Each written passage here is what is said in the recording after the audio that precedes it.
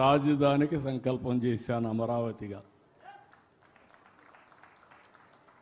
ఆ సంకల్పాన్ని అనునిత్యం ఫాలో చేస్తూ ఈరోజు ఈ స్థాయికి తీసుకొచ్చాం. 2047కి ఈ అమరావతి రాజధాని నెక్స్ట్ స్థాయికి తీసుకొస్తాం. పవన్ కళ్యాణ్ అని నేను పూర్తిగా సహకరించి ఇద్దరం కలిసి పనిచేస్తున్నాం కాబట్టి రాష్ట్రానికి ఒక చరిత్ర తిరగ రాయబోతున్నామని మరొకసారి మీ అందరికీ హామీ ఇస్తున్నా. నరేంద్ర మోడీ అనే నేను ప్రధానమంత్రిగా మనకు సహకారం ఇచ్చారు కాబట్టి ఈరోజు ఊహించినటువంటి ప్రగతికి మనం నాంది పలికాం. ఇక్కడ మిమ్మల్ని అడుగుతున్నా, అనే నేను, మీరు కూడా అనే నేనే, మీకు ఒక పేరుంది, అనే నేను అనే పేరు పెట్టుకొని వికసిత్ భారత్ వస్తుంది 2047, స్వర్ణ ఆంధ్రప్రదేశ్ అవుతుంది 2047కి. మరి మీరు ఎక్కడుంటారు? అందుకే మిమ్మల్ని అడుగుతున్నా, అనే నేను మీరు కూడా ఏం చేయాలంటే ఒక చేత్తో నేషనల్ జాతీయ జెండా, హృదయంలో పవిత్ర సంకల్పం, అజెండా, మీ అజెండా మీరు సంకల్పం చేయాలి. మాటలు చెప్తే లాభం లేదు. మీరేం కావాలనుకుంటున్నారు? ఏ స్థాయిలో ఉండే వ్యక్తి అయినా ఏమి కావాలి అనుకుంటున్నారో ఒక సంకల్పం చేయాలి. ఆ సంకల్పం గుర్తు రావడానికి పిల్లలకు ఒక కార్యక్రమం చేశాం మేము. స్కూల్లో గ్రీన్ పాస్పోర్ట్ ఇచ్చి ఒక చెట్టు పెట్టమన్నాం. ఆ చెట్టు పెట్టి ఎవ్రీడే నీళ్లు పోయమన్నాం. ఆ చెట్టును చూసుకొని నీ సంకల్పాన్ని మళ్ళీ రివ్యూ చేసుకోమన్నాం, పునరుద్ధరించుకోమన్నాం. 2 కూడా ప్యారలల్గా తీసేపోమన్నాం. 6 ఏళ్ల తర్వాత ఆ పిల్లవాళ్ళు 5 ఏళ్ళు, 6 ఏళ్ళు, 7 ఏళ్ల తర్వాత బయట వెళ్తే ఆ చెట్టు ఇంకొకరిని దత్తత తీసుకోమన్నాం. అక్కడి నుంచి ఆ చెట్టు పెంచే బాధ్యత ఇంకొకరికి వస్తుంది. చెట్టు శాశ్వతం. కొంతమంది వ్యక్తులు బయట పోవచ్చు. ఈ విషయాన్ని మీరు కూడా గుర్తుపెట్టుకోవాలి. మీరందరూ ఆక్సిజన్ పిలుస్తున్నారా? పీలుస్తున్నామని చేతులు పైకెత్తండి.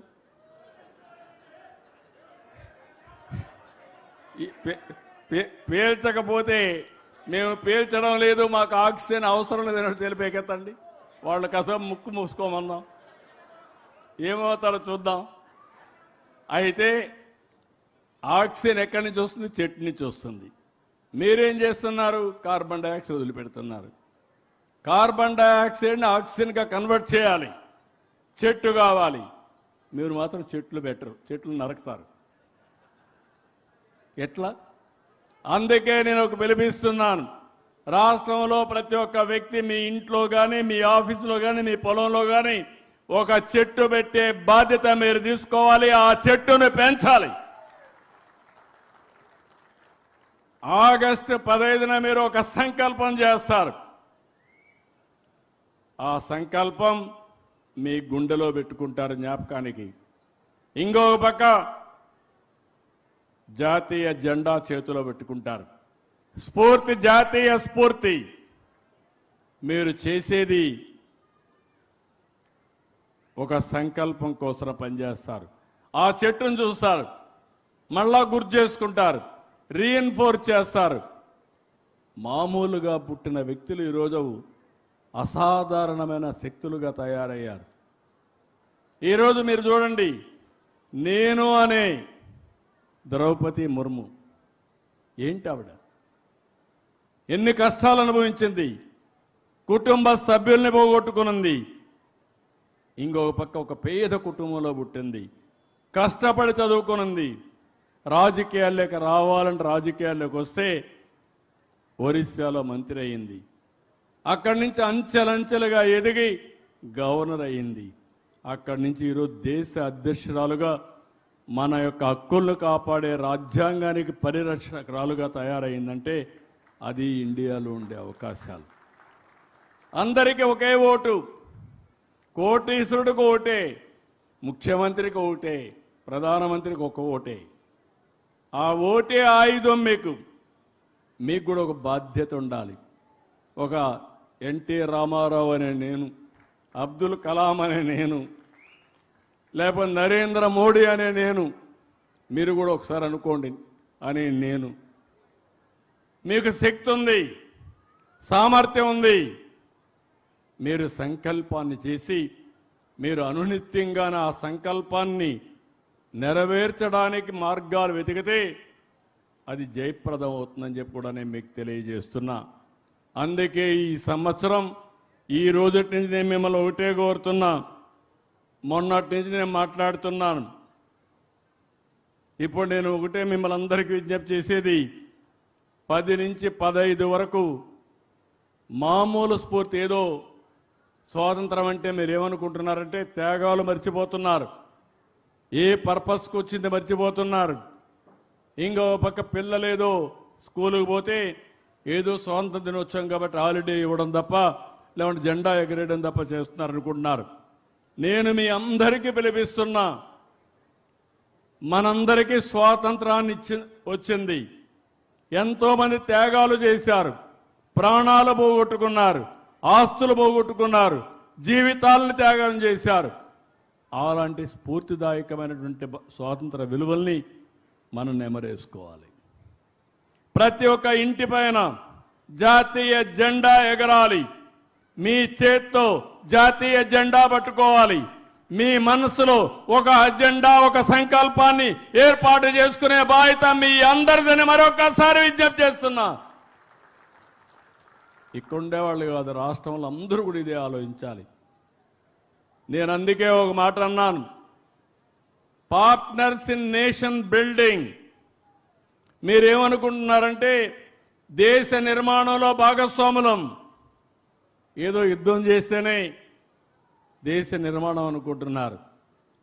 కొంతమంది రాజకీయాల్లోనే ఏదో పనులు చేస్తాం అనుకుంటారు. కాదు, ప్రతి ఒక్క రైతు నిష్ఠగా ఆదర్శంగా పనిచేస్తే, ఒక విద్యార్థి బాగా చదువుకుంటే, ఒక లేబర్ బాగా పనిచేస్తే, లేకపోతే ఏ వ్యక్తి అయినా సరే ఆ వృత్తిలో రాణిస్తే అదే నిజమైన దేశ అభివృద్ధి. మీ అభివృద్ధి మీరు దృష్టిలో పెట్టుకోవాలి.